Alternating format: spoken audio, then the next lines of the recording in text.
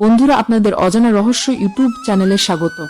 আপনি যদি চ্যানেলটিকে সাবস্ক্রাইব করে না থাকেন, সাবস্ক্রাইব করে নিন, এখনই জীবন বদলে যাবে। হ্যালো বন্ধুরা, কেমন আছো সবাই?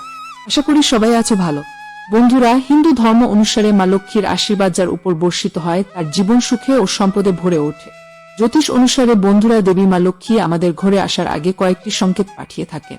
তো চলুন দেখে নেওয়া যাক কোন কোন ঘটনা ঘটলে বুঝবেন মা লক্ষ্মীর আবির্ভাব আপনার ঘরে হতে চলেছে।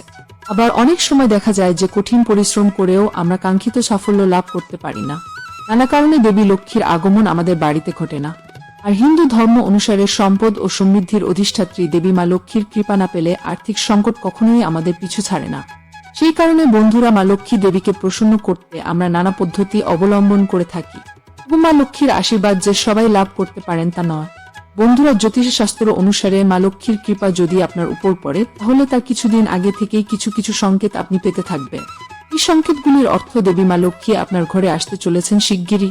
জ্যোতিষ শাস্ত্র অনুসারে এই ঘটনাগুলি আপনার সঙ্গে ঘটলে বুঝবেন মা লক্ষ্মীর আবির্ভাব কিছুদিনের মধ্যেই ঘটতে চলেছে আপনার বাড়িতে। জেনে নিন বন্ধুরা, বাড়িতে আসার আগে কোন কোন সংকেত পাওয়া যায়। নাম্বার 1, যদি আপনি রোজ সকালে শঙ্খের আওয়াজ পান।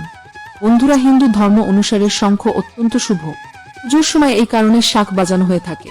সকালে ঘুম থেকে ওঠার পরেই যদি শঙ্খ বাজানোর আওয়াজ শুনতে পান তাহলে তা অত্যন্ত শুভ বলে মনে করা হয়।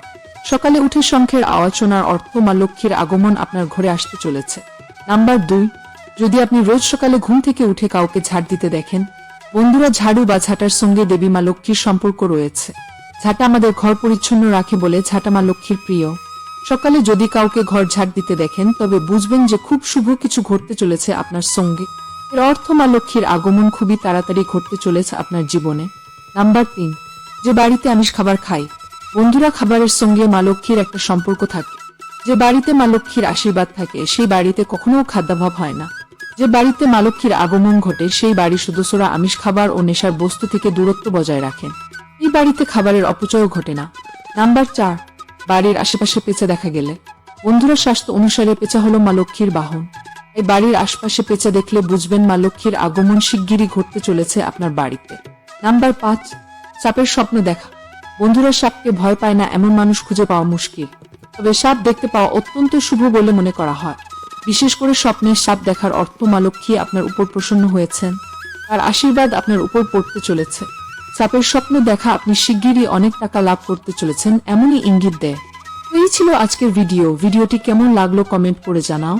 ভিডিওটি শুনে ভালো লাগলে লাইক করো এবং আমাদের এই অজানা রহস্য চ্যানেলে যদি নতুন দর্শক হয়ে থাকো সাবস্ক্রাইব করে পাশের বেল আইকনটি অল সিলেক্ট করে রাখো পরবর্তী ভিডিওর নোটিফিকেশন পাওয়ার জন্য। ধন্যবাদ।